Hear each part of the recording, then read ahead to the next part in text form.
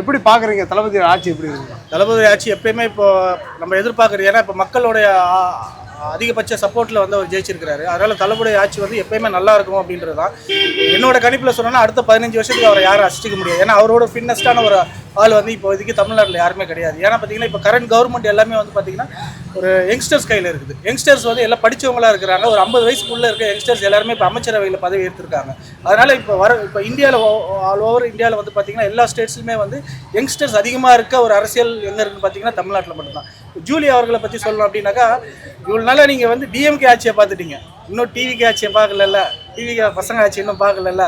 அண்ணன் என்ன சொல்கிறாரோ அந்த வழி முறைப்படி இதில் வந்து எந்த ஒரு சட்டவிரோதமான ஒரு செயல்கள் படாமல் இருக்க யங்ஸ்டர்ஸ் எல்லாமே அண்ணன் வழியில் ஃபாலோ பண்ணி அதை நாங்கள் வந்து அவருக்காக இதை நாங்கள் செஞ்சு கொடுப்போம். அதை நாங்கள் வந்து அவர் கூட இருந்து வேலை செய்வோம். சாட்டை துரைமுருகன் அவரை பற்றி பேசி நேரத்தை வேஸ்ட் பண்ண வேண்டாம்னு நினைக்கிறேன். ஏன் அப்படின்னாக்கா, அவர் என்ன சொல்றாரு, இன்னிதான் வந்து நான் விஜய் விமர்சிக்கவே தொடங்க போறேன் அப்படின்னு. இன்னைக்கு தான் மட்டும் நல்லபடியாக தான் விமர்சிக்க அவரால் முடியும்.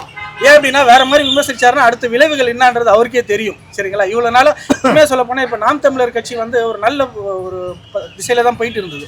இந்த சாட்டை முருகன் அவங்க இந்த மாதிரி வந்ததுனால தான் வந்து அந்த கட்சியே வந்து ஓரளவுக்கு இப்போ வந்து இந்த பர்சன்டேஜ் லெவல்லாம் கம்மியானது காரணமே. ஏன்னா இப்போ விஜய் கூட இருக்க நிறைய யங்ஸ்டர்ஸ் வந்து நாம் தமிழர் கட்சியிலேருந்து வந்தவங்க தான். அப்படி இருந்து தான் இன்னைக்கு வந்து அந்த கட்சி இப்படி ஆகிருக்கு அப்படின்றது. அதனால் அவரை பற்றி நிறைய பேச்சு கொடுக்க வேண்டாம். இந்த 5 வருஷம் ஆட்சி எப்படி இருக்குங்கண்ணா? வரக்கூடிய 5 வருஷம் ஆட்சி பொற்கால ஆட்சியாக இருக்கும். உண்மையாக சொல்ல போனாக்கா, ஜெயலலிதா அம்மையார் எப்படி அவங்க ஆட்சியை கொடுத்தாங்களோ அதோட டபுள் மடங்கு இந்த ஆட்சி அமையன்றதுல யாருக்கும் எந்த ஒரு மாற்று கருத்தும் கிடையாது.